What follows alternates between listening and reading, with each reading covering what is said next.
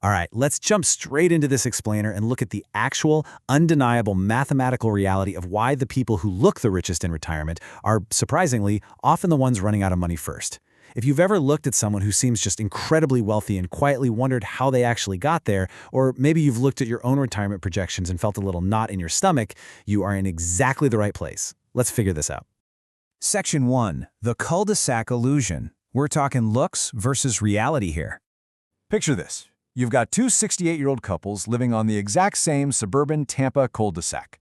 Both worked hard for 40 years and both retired last spring with nearly identical nest eggs. Now, from the driveway, couple A looks incredibly affluent, right? They pull in driving a leased 2025 Lincoln Navigator, they've got a 32-foot motorhome parked alongside it, they drop $1,800 a month on a country club membership, and they Venmo their adult daughter about $1,200 a month. But then you have couple B. They drive a 2014 Toyota Highlander, they do their shopping at Costco, and the husband is still rocking a Seiko watch from 1997. They look, well, perfectly average. But here is the kicker. 20 years from now, one of these couples is literally going to be financially ruined, and the other will leave a fortune to their grandkids. From the outside, you genuinely cannot tell which is which, but the math absolutely can. So let's use that math to solve this mystery and pinpoint exactly what wealthy retirees actively stop buying. Moving on to Section 2, depreciating status symbols, or as I like to call them, asset traps. This brings us to a brilliant concept from Thomas Stanley, the pseudo-affluent. You probably know the type. These are the folks who essentially just renting their status. Take, the dentist who's on his fourth leased BMW since 2019. He just rolls his old loan right into a new one. The payment stays somewhere around $850 a month, and the lease, it never actually ends. He thinks he's getting a great deal, but he is income rich and asset poor. He is quite literally just renting status from a guy in a polo shirt. And the stark contrast here is wild. Everyday millionaires spend just 1% of their net worth on vehicles. 1%. Meanwhile, the typical American is spending roughly 30%. Wealthy retirees understand that an average new car loses about 60% of its value by year 5. So by swapping a perpetual 3-year trade-in cycle for just holding on to a reliable car, like a Toyota, for 10 years starting at age 50, you can preserve up to $400,000 by age 80. I mean, think about that. That's practically an entire second retirement fund. And man, the math gets even crazier when we look at trophy vehicles. If you look at the real math of dropping $150,000 on a Class A motorhome at age 65, well, between fuel, maintenance, storage, and a massive $60,000 depreciation hit, the numbers are just terrifying. If you only end up using it for, say, 11 weeks total over those 10 years, you are paying nearly $10,000 for every single week of vacation. You're paying $10,000 a week to empty a black water tank in the rain. You could literally rent a private, fully staffed villa in Tuscany for less than that. So the crucial takeaway here is this. Most of the massive trophy assets in this country are owned by people who honestly can't afford them. Real millionaires? They just rent the boat or the RV for the one weekend they actually want to be on the water. They let someone else absorb that crushing depreciation. Which leads us perfectly into Section 3, the forever fee assets. These are the relentless compounding costs. Okay, look at this number. $1. That is not a typo. Right now, if you go on eBay, you'll see desperate owners selling their timeshares for a single dollar. They are essentially begging strangers to take their real estate for less than the cost of a vending machine soda, just to escape the inescapable $900 to $3,000 annual maintenance fees. Fees that rise forever, by the way, even after you die. And speaking of real estate traps, buying a second home that you swear you'll use all the time is usually a fantasy that just destroys your wealth. Buying a $400,000 lake house saddles you with property taxes, HOA fees, eventually a new roof, and endless weekend chores.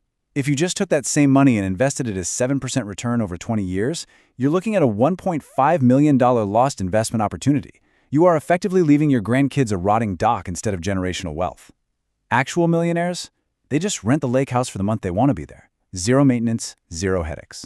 Then, of course, there's the country club.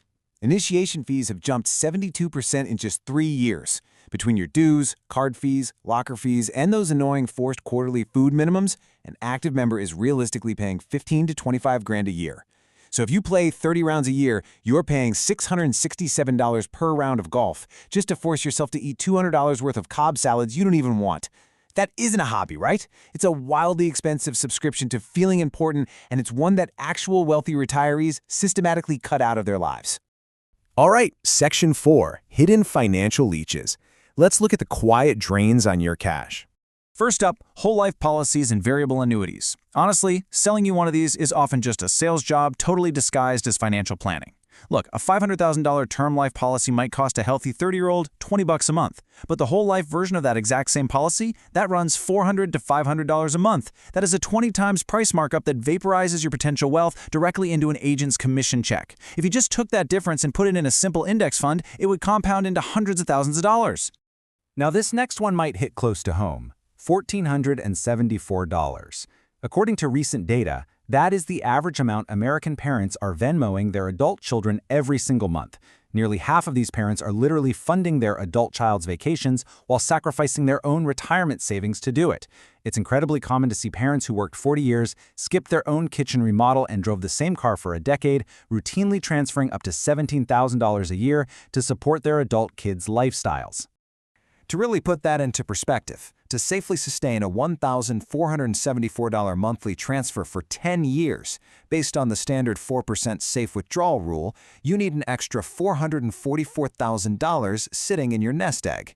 Unless you just have an extra $500,000 lying around, that standing monthly transfer isn't just a favor, it's actively depleting your own retirement security. And we absolutely cannot ignore the daily convenience trap. By the time you add up the base food costs, the service fees, the delivery fees, and the tip on delivery apps, you are paying a staggering 92% markup, 92%, just to have someone's Honda Civic carry your food 1 mile. This right here, along with all those forgotten streaming subscriptions, is exactly why wealthy retirees sit down in year 1 and do a mandatory 1-hour subscription audit. Just canceling the apps and the digital bloat can free up $4,000 a year.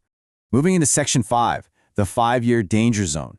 Let's talk about retirement risk. Financial researchers track what they call a spending smile.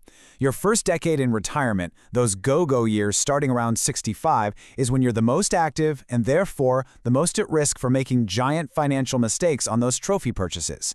Your spending naturally dips through your slow-go 70s and 80s, hitting a spending trough before it spikes back up in the no-go years to cover healthcare. But those first 5 go-go years, they are absolutely critical. And this is where sequence of returns risk comes in. If you retire, immediately go out and buy the Mercedes and the boat, and then bam, the market crashes in year 2. You permanently shrink your portfolio. You leave yourself with fewer shares to capture any future market rebound, and you can never recover that compounded growth. So the key here is that wealthy retirees survive this massive risk zone simply by deferring the boat, the lake house, and the cars for the first 3 to 5 years. They make sure the math actually works first. Because let's face it, the stock market simply doesn't care if you cross your fingers. Okay, Section 6, the math of staying rich. Let's pull all of this together.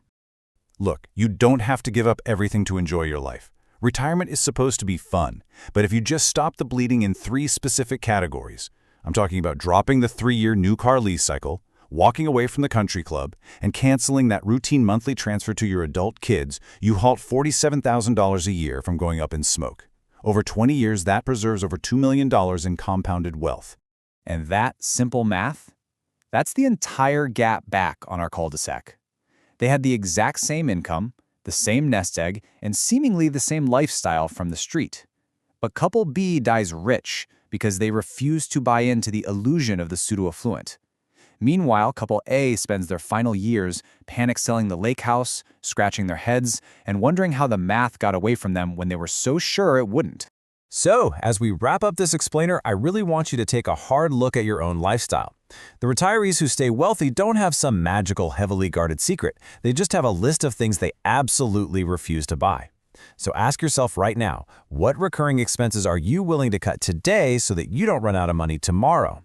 Thanks so much for exploring the math with me, and I'll catch you on the next explainer.